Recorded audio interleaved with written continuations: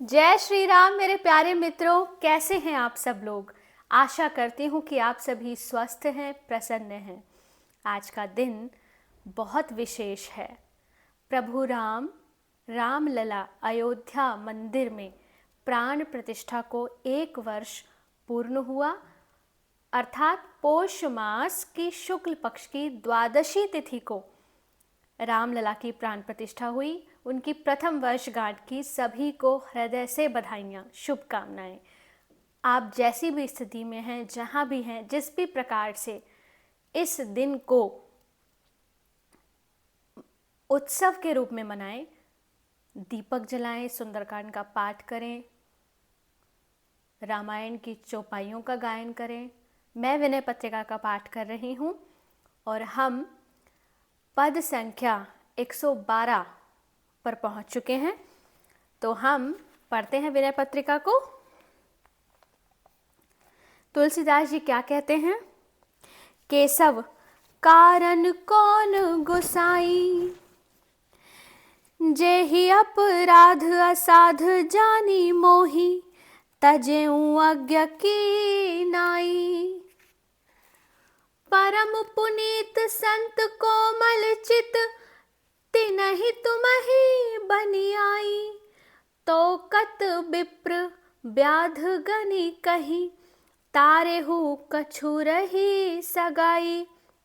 इसका भावार्थ है कि हे केशव, हे स्वामी, ऐसा क्या कारण है जिस अपराध से आपने मुझे दुष्ट समझकर एक अनजान की तरह छोड़ दिया।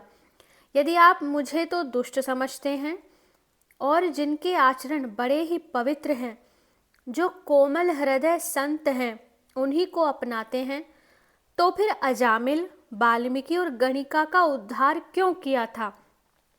क्या उनसे आपकी कोई खास रिश्तेदारी थी? कछु रही सगाई अर्थात क्या वो आपके कुछ सगे थे?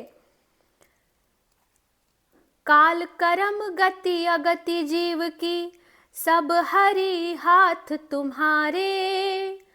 सोई कछु करहु हरहु ममता प्रभु, फिरहु न तुम ही बिसारे। हे हरे, इस जीव का काल, कर्म, सुगति दुर्गति सब कुछ आप ही के हाथ है। अतः हे प्रभु, मेरी ममता का नाश कर कुछ ऐसा उपाय कीजिए जिससे मैं आपको भूलकर इधर उधर भटकता न फिरूं। जो तुम तजाहूं भजो नान प्रभु, यह प्रमाण पन मोरे। मन बच करम नरक सुरपुर, जहाँ तहाँ रघुबीर निहोरे। यद्यपि नाथ उचित न होत अस, प्रभु सो करो ढिठाई। तुलसीदास सीदत निस दिन, देखत तुम्हारी निठुराई। यदि आप मुझे छोड़ भी देंगे तो भी मैं आप ही को भजूंगा, दूसरे किसी को अपना प्रभु नहीं मानूंगा। यह मेरा अटल प्रण है। आप नरक या स्वर्ग में जहाँ कहीं भी भेजेंगे, वहीं हे रघुनाथ जी, मन वचन और कर्म से मैं आप ही की विनय करता रहूँगा। हे नाथ, यद्यपि यह उचित नहीं कि मैं प्रभु के साथ ऐसी ढिठाई करूं, ऐसा हठ करूं, परंतु रात दिन आपकी निष्ठुरता देखकर यह तुलसीदास बड़ा दुखी हो रहा है और इसी से बाध्य होकर ऐसा कहना पड़ा है। आगे लिखते हैं, माधव अब न द्रवहु कहि लेखे, प्रणत पालपन तोर मोरपन, जियहु कमल पद देखे। जब लगी मैं न दीन दयालु ते, मैंने दास ते स्वामी। तब लगी जो दुख सहूं कहूं नहीं, यद्यपि अंतर जामी। इसका अर्थ है, हे माधव, अब न द्रवहु कहि लेखे, द्रवहु द्रवित क्यों नहीं होते, अब आप किस कारण कृपा नहीं करते। प्रणत पाल पन तोर, तुम्हारा प्रण तो शरणागत का पालन करना है और मेरा प्रण तुम्हारे चरण अरविंदों को देख देख कर ही जीना है। भाव यह है कि जब मैं तुम्हारे चरण देखे बिना जीवन धारण ही नहीं कर सकता, तब तुम प्रणतपाल होकर भी मुझ पर कृपा क्यों नहीं करते। प्रणतपाल की जो आपकी शरण में आ गया, आप तो उसका पालन करेंगे ही, क्योंकि आप प्रणतपाल हैं।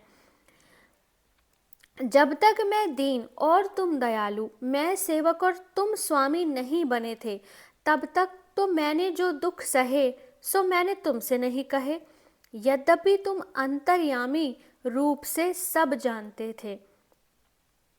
तै उदार मैं कृपन पतित मैं, तै पुनीत श्रुति गावे, बहुत नाथ रघुनाथ तो ही मोही, अब न तजे बनी आवे। इसका अर्थ है, किंतु अब तो मेरा तुम्हारा संबंध हो गया है। जब हम प्रभु के शरणागत हो जाते हैं तो हम संबंध बना लेते हैं। तुम दानी हो, मैं कंगाल हूँ, तुम पतित पावन हो और मैं पतित हूँ। वेद इस बात को गा रहे हैं। हे रघुनाथ जी, इस प्रकार मेरे तुम्हारे तो अनेक संबंध हैं, फिर भला तुम मुझे कैसे त्याग सकते हो। जनक जननी गुरु बंधु सुहृदपति, सब प्रकार हितकारी, द्वैत रूप तम कूप परो नहीं, अस कछु जतन बिचारी। सुनु अधभ्र करुणा बारिज लोचन, मोचन भये भारी।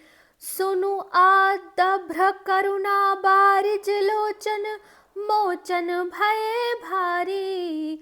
तुलसीदास प्रभु तव प्रकाश बिनु, संशय टरे न टारी। इसका अर्थ है कि मेरे पिता, माता, गुरु, भाई, मित्र, स्वामी और हर तरह से हितु तुम ही हो। अतएव कुछ ऐसा उपाय सोचो जिससे मैं द्वैत रूपी अंधेरे कुएं में न गिरूं, अर्थात सर्वत्र केवल एक तुम्हें ही देखकर परमानंद में मग्न रहूं। हे कमल नयन, सुनो, तुम्हारी अपार करुणा भव सागर के भारी भय से छुड़ा देने वाली है।